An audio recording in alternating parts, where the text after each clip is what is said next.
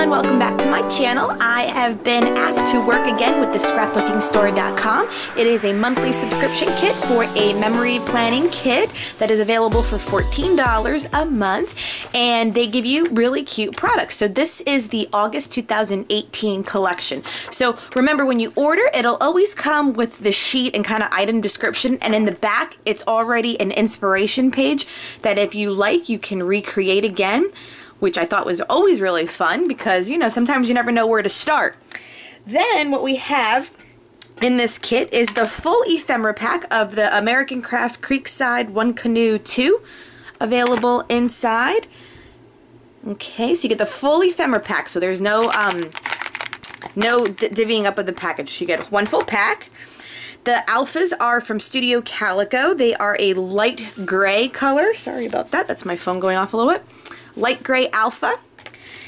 You have the Heidi Swap. These are some labels. There seem to be 12 of them. So they're just called tab stickers by Heidi Swap. In some like vintage kind of paper looking theme with that. And this does all work together, okay? And then the collection that you get inside the pack, I did take it out as packaging, is once again from Echo Park, like last month was, but this one's called For the Record. And for the first time, the other one had like the intro sheet as this, but it wasn't on any of the cardstock, so don't throw the opening page away because the back side is the cut apart. And I only realized that in a delay because I was like, oh, I'm missing the cut apart. I thought I had like a missed page in my collection, but when I looked in the back of this, it was right there. So you do get the cut apart sheet, okay? So don't throw away the opening layer. You have the stickers, so you have a few borders and a few labels, a typewriter, birds, I forgot what that's called, some sort of record player. A nice big floral there. So there's the stickers, that's 12 by 12.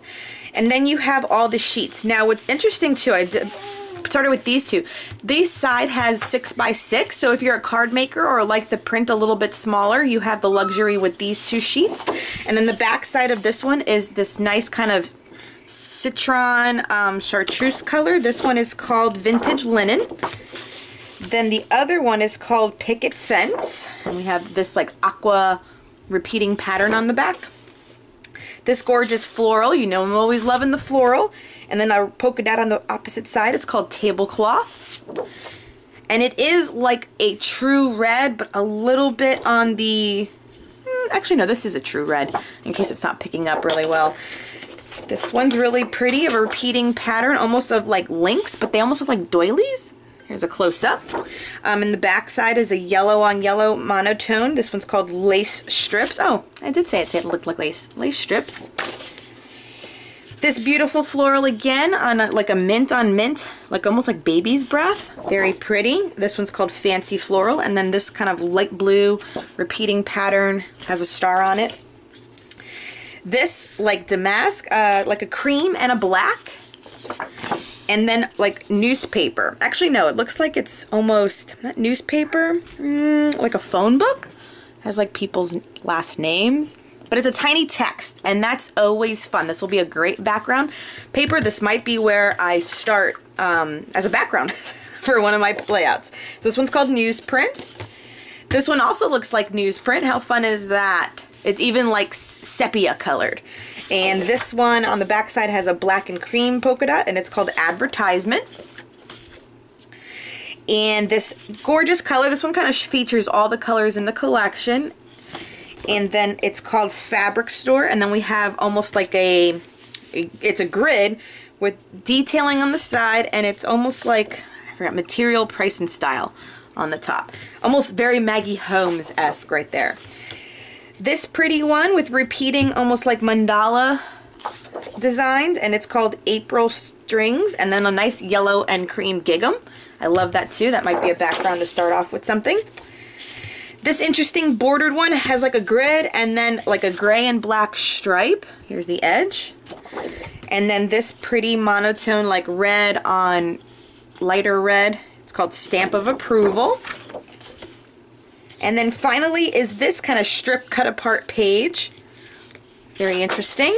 And it's called Borders. And then you have this like Kelly green with a darker green honeycomb shape on it. So that is fun to work with too. It's a very, it almost seems a very like to me, like green and vintage looking. Super fun, but you know I'm going to play with those florals, and you know I'm going to play with this gingham and this newsprint one that they called. I love that. Let me lay them all out. So there you are. It's like a very spring collection. Very green, yellow, and that nice like pop of red. So this is one side, and I love that floral. Where's that one that looks like baby's breath? I guess it's the back of one. There it is, the baby's breath. And then that's the other side. So there's the green. You got a dark base tone too, as well as the cream to work with. So I'm going to get started with the layout using this collection for a few upcoming videos. Remember, I'll leave the links down below for your subscription to the scrapbookingstore.com. Very affordable scrapbooking kit. I would suggest you take a look. And I'll be back with my first layout with this, okay? Bye! Okay, so I started off with cutting out the word beautiful from the floral paper that was called tablecloth.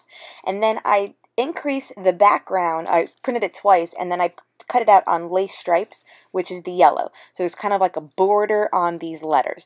This cut file is by Paige Evans, and I will remember to put the link down below. So this is me just trying out the different backgrounds in the collection. I really like that newsprint. I really like this yellow gingham, and you saw it on a red and a green background. But in the end, I decided to do it on just the white background because I felt like the paper really popped at this point, and I really felt like I wanted to do some mixed media. So I go ahead and cut... Don't mind Valentina. Glue all the letters together so that they have their edge.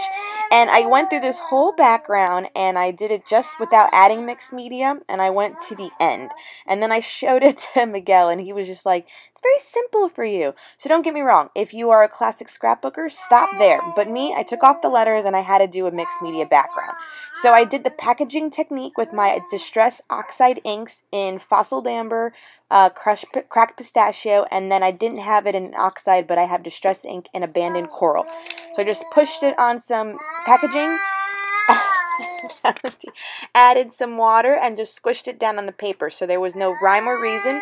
This is just very messy, but I liked it more than having it just on classic white cardstock. Like I said, I did see here I am like peeling off the letters. I had it on white cardstock, and it is beautiful on its own, and it stood out, but for me, it just wasn't completely my style, so I am taking off the letters and putting it on my packaging technique background, and I love that so much better, guys.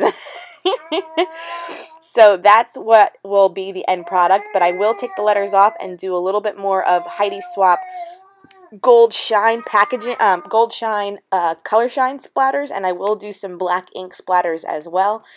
And I'm sorry about the lighting sometimes. I've realized that occasionally I'm able to scrap truly at night once Valentina goes to sleep. So my lights weren't here at the time because my room's a mess. So I apologize. This is me like scrapping by overhead lighting, which is why you see the harsh shadow. So I do apologize for that. I will get my studio lights in my craft room and set up all the time so that it doesn't always look like this.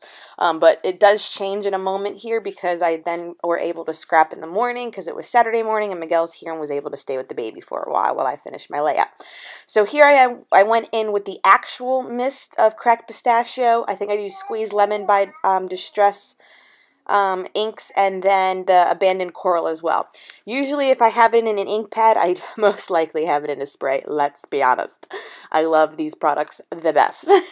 Anything that Ranger puts out for Tim Holtz, for Diane Reevely, and for Dana Weekly, I am all over. So I matted it on the tablecloth one, so the back side of this has all the cutouts of the letters. And while I did like the way this looked, I felt like the letters got a little bit lost. So I'm just taking inexpensive white craft paint and watering it down, and I'm going to do a soft white border. Sorry about the baby.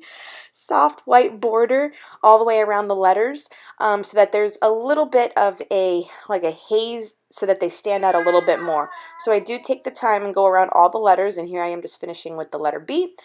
And it's just a soft effect so that you can kind of see the letters a little bit more independently. Now, I had these rose die cuts sitting on my desk.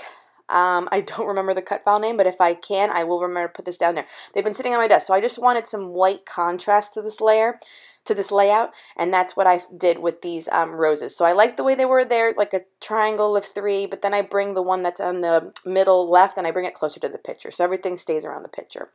I did mat the photo on some tissue paper, and the little sticker and stuff are from the collection's sticker sheet. I think I edited that part out just because I don't want this video to be too long with the unboxing. The butterflies also were just sitting on my desk. Sometimes when I'm doing a cutout on my silhouette, I like to fill up the rest of the space with things I know I use repeatedly, and the butterflies and foliage are usually things that I always grab and put in like little corners. So I have a little stockpile of them, which is actually a good idea in case you're a crafter like me and you always want like things that you use repeatedly on layouts, is to just have little extras that fill in the last corners of your silhouette. So this is my last details are these white elements, butterflies, and everything else. Remember to go to scrapbookingstore.com for your monthly kit. This one is fun, and I've been working with them for a few months now, so it's definitely an easy one to pick up, and you can see how creative you can be with it. And I'll leave the links down below. Thank you so much for joining me. Sorry about the baby giggles and googles and babbling in the background, but Valentine is very close to me right now, and I'm just doing the voiceover. I hope everyone is having an amazing day. Till next time, happy crafting. Bye.